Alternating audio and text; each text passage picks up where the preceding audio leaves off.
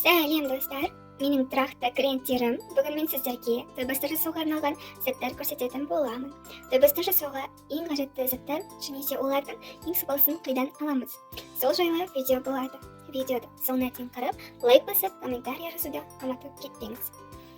Ең алдымен бізге қажет клиентская фотобумага. Клиентская фотобумаганың ең бірінші несіне мән беретін боламыз. Яғни граммына қатты мән береміз. Шоколадтың обеткаларына 110 граммнан 120 граммға дейін қолданатын боламыз. Яғни 110 грамм бұл өте жұмсақ, және де бұларды көбіне сапалы болып келеді.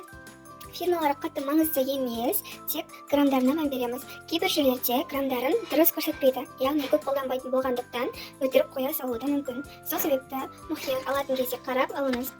Бұлар А4 форматында болады, ішінде 100 үштіктен кездеседі. Яғни ценасы примерно 1000 теңге болады. Граммдарында палочка қойылып тұрады, сол арқылы қаттырақ мән беретін боламыз.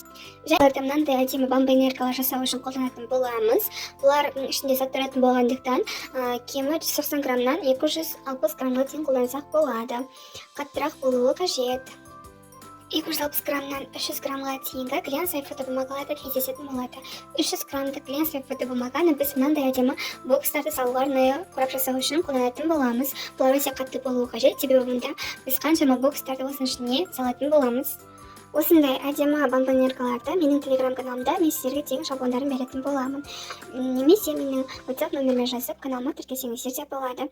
Әрмен қарай, яғни бізде глянцевая және двухсторонняя глянцевая фотобумага и магнитный фотобумага кездесетін болады.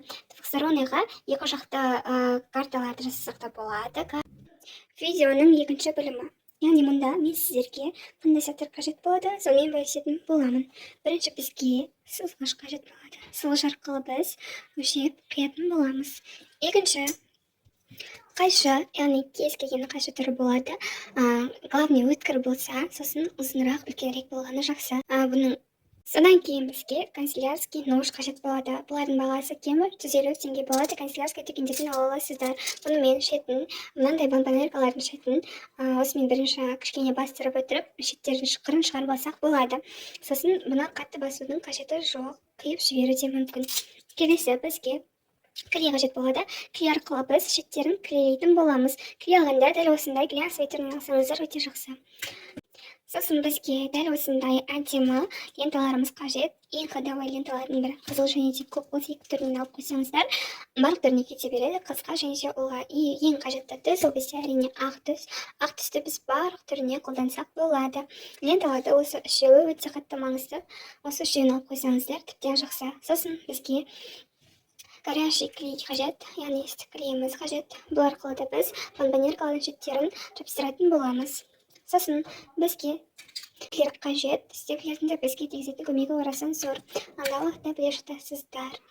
Одан соң бізге двухсторонний скотч қажет. Бұл да тоже бомбонеркалар шеттерін жабыстыруға өте маңызды рөл ойнайтын болады. Бір жабыстырғанда клей сияқты ажырап кетпейді.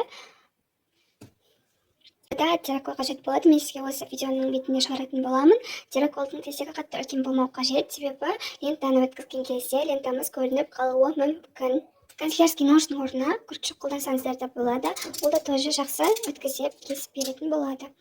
Сосын кез келген принтер түрін қолдансаңыздар болды. Басқа бізге еш нәрседе қажет емес. Менімен бірге болғандарыңызға үлкен рахмет. Лайк басып, комментарий жазып кетіңіздер.